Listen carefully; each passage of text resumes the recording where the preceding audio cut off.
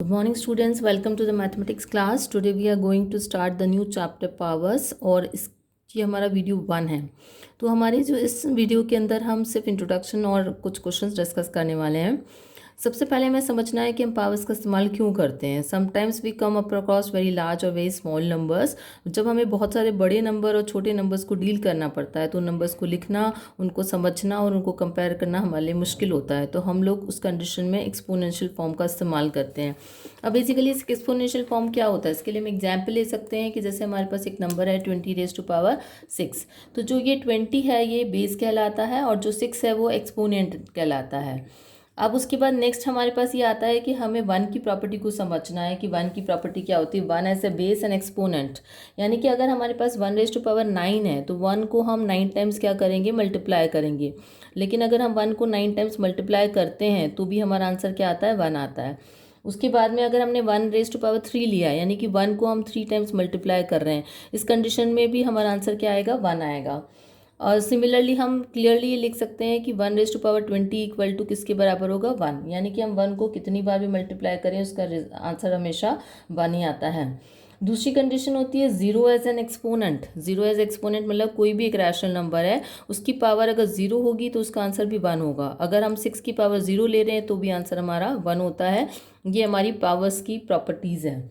उसके बाद हमें यहाँ पर डिस्कस करना है कि what are the laws of the exponents, हम कौन कौन से लॉज का इस्तेमाल करते हैं। जो हमारा फर्स्ट लॉ है इसके अंदर ये होता है कि अगर हमारे बेस सेम होते हैं और बीच में जो है नंबर्स के बीच में मल्टीप्लिकेशन का साइन है, जैसे सपोज हमारे पास a/b एक रैशनल नंबर है और दूसरा जो है a/b सेम रैशनल नंबर है लेकिन इसकी पावर क्या है, n, और ये दोनों के बीच में मल्टीप्लिकेशन का साइन है, तो जो पावर्स होती हैं वो क्या होती है, प्लस हो जाती है। लेकिन दूसरे रूल के अंदर अगर हमारे पास एक रैशनल नंबर a/b⁻m है और इसको ये डिवाइड हो रहा है a⁻b⁻n, यहाँ पर हमारा बेस सेम है लेकिन पावर्स जो हैं वो अलग हैं और बीच में अगर डिवीजन का साइन होता है तो हम इसको लिखते हैं a⁻b⁻m-n। उसके बाद थर्ड रूल में ये हमारा ए रूल हो गया, ये ए, ये बी और ये सी कंडीशन में हम क्या देखेंगे कि a⁻b एक रैशनल नंबर है, इसकी पावर m है और बाहर भी एक पावर n है, तो इस कंडीशन में हम पावर्स को क्या करते हैं, मल्टीप्लाई कर लेते हैं। तो पावर को मल्टीप्लाई करके हम mn लिख लेंगे। अब हमारे पास जो है रूल्स हमें समझ में आ गए हैं तो हम अपनी एक्सरसाइज जो है वो 3A स्टार्ट करते हैं। और अगर आप अपने टेक्स्ट बुक को देखते हैं तो हमारी जो एक्सरसाइज है वो पेज नंबर आपको 44 पे मिल जाएगी। फर्स्ट क्वेश्चन में हमको दे रखा है, फर्स्ट क्वेश्चन जो है उसके अंदर हमको पूछा गया है कि mention the base and the exponent in each of the following, show them in the expanded form as the continued product. मतलब पहले हमें 3 चीज़ें करनी है। जो हमारा फर्स्ट पार्ट है, सो अभी हम स्टार्ट करें एक्सरसाइज नंबर 3A। हमारा जो फर्स्ट क्वेश्चन है उसके अंदर हमको फर्स्ट क्वेश्चन का जो ए पार्ट है उसमें हमें दे रखा है 1/4⁻³ सबसे पहले हमें बताना है कि इसका बेस कौन सा है। बेस हमारा 1/4 हो गया, इसकी जो पावर या एक्सपोनेंट है वो हमारी 3 हो गई। फिर इसको एक्सपैंडेड फॉर्म में लिखना है। एक्सपैंडेड फॉर्म का मतलब अगर पावर 3 है तो आप इसको 3/3 टाइम्स लिखेंगे। सिमिलरली एक क्वेश्चन और लेते हैं, जैसे इसका बी पार्ट है उसमें है हमारा 3/5⁶, यानी कि जो इसका बेस है वो कितना हो गया, 3/6, जो इसकी पावर है वो हो गई आपकी 6, और इसको हम क्योंकि ये पावर 6 है तो इसको हमें 6 टाइम लिखना है।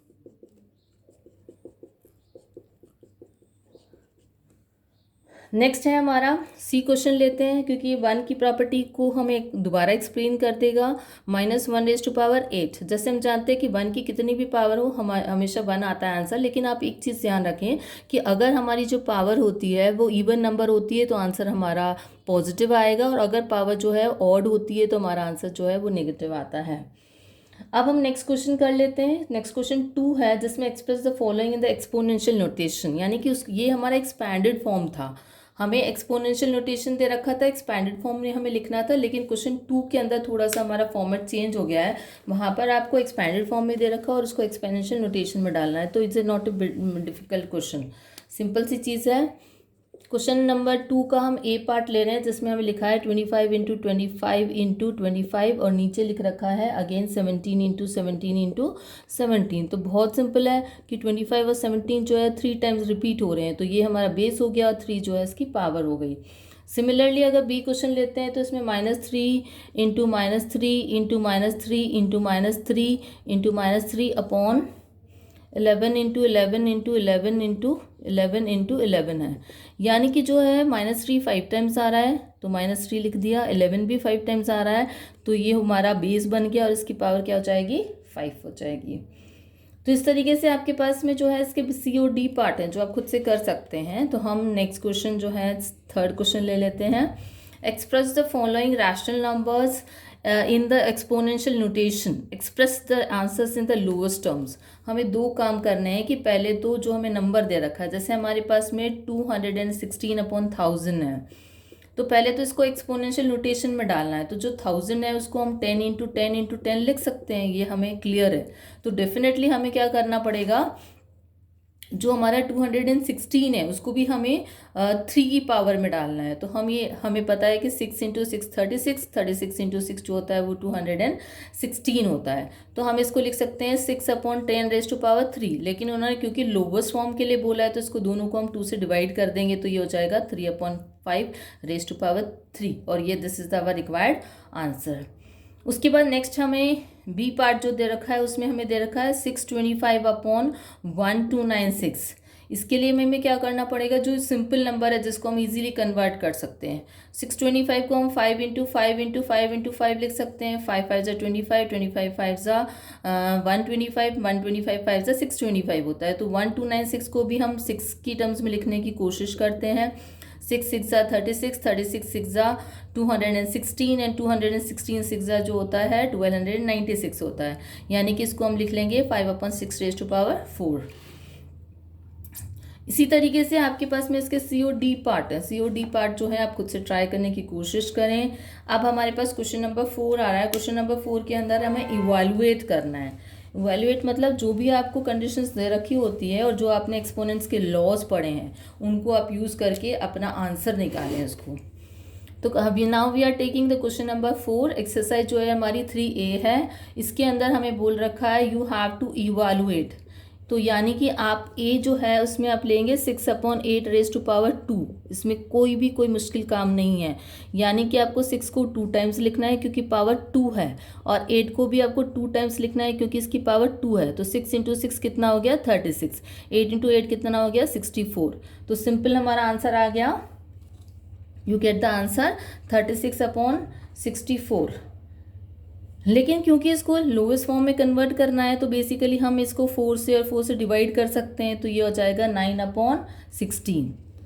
उसी तरीके से नेक्स्ट क्वेश्चन भी हम ले लेते हैं। नेक्स्ट क्वेश्चन जो है इसका बी पार्ट है, इसमें दे रखा है -4/3⁻5। यानी कि -4 को आपको 5 टाइम्स जो है मल्टीप्लाई करना है। -4 इंटू -4 इंटू -4 इंटू -4 इंटू -4 और 3 को भी आपको 5 टाइम जो है वो मल्टीप्लाई करना है। जितनी पावर्स होती है उसी के अकॉर्डिंग हम नंबर को उतने ही टाइम्स मल्टीप्लाई करते हैं। -4 इंटू 4 16, 16 4 ज़ा 64, 64 4 ज़ा 256 एंड 256 4 ज़ा जो होता है वो हमारा आ जाएगा 1024। जैसे मैंने बोला पावर जो अगर ऑड नंबर में होती है तो आंसर भी हमारा माइनस में आएगा, माइनस साइन लगेगा। 3 3 ज़ा 9, 9 3 ज़ा 27, 27 3 ज़ा 81, 81 3 ज़ा जो है 243। तो this is our required answer. और इसको हम ऑल लोएस्ट फॉर्म में जो है वो कन्वर्ट नहीं कर सकते हैं, इसलिए इसको हम ऐसे ही छोड़ सकते हैं।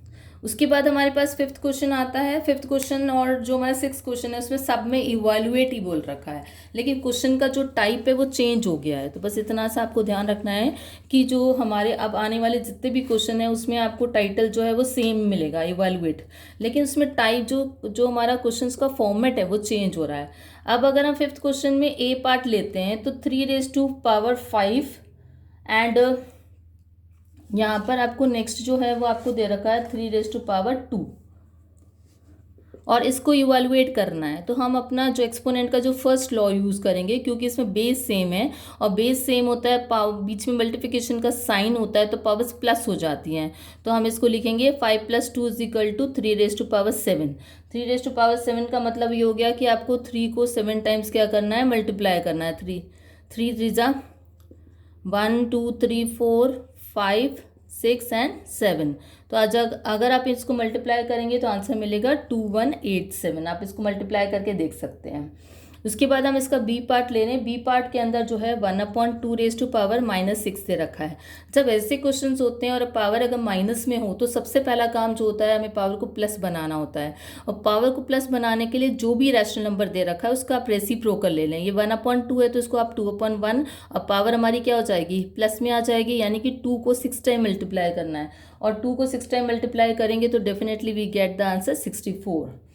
इसी तरीके से अब हम डी क्वेश्चन ले लेते हैं। डी क्वेश्चन में क्योंकि हमारे पास में डिवाइड का साइन आ रहा है इसलिए, तो जब डिवाइड का साइन होता है तो हम क्या करते हैं, इसमें है -3⁻6 डिवाइड देन -3 यहाँ पे कुछ नहीं है पावर, तो आप पावर जो है 1 एज्यूम करेंगे क्योंकि बेस से में बीच में डिवाइड का साइन है तो -3 लिखेंगे और पावर्स क्या हो जाती है, सब्ट्रैक्ट हो जाती है।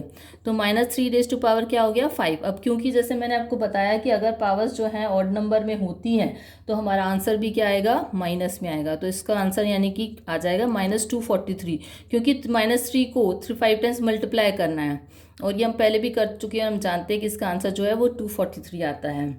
तो इस तरीके से 5 के जो डी और ई पार्ट है उसमें डिवाइड वाला साइन यूज़ किया हुआ है और सेम आपको लॉ लगाना है और आप इसको जो है कैलकुलेट कर सकते हैं।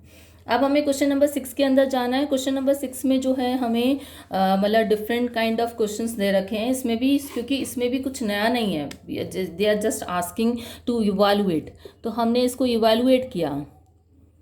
जब आपने इसको इवैल्यूएट किया तो इसके अंदर है फर्स्ट क्वेश्चन, जैसे हम ले रहे हैं 5⁻9। अब ये क्वेश्चन जो है थोड़े से डिफिकल्ट होना स्टार्ट हो जाते हैं। इससे अभी तक जो जितने भी हमने क्वेश्चंस करे थे वो सिंपल क्वेश्चंस थे। तो हमें सबसे पहले तो ये देखना है कि जो 3/5 है तो इसकी वैल्यू तो 1 हो ही जाएगी।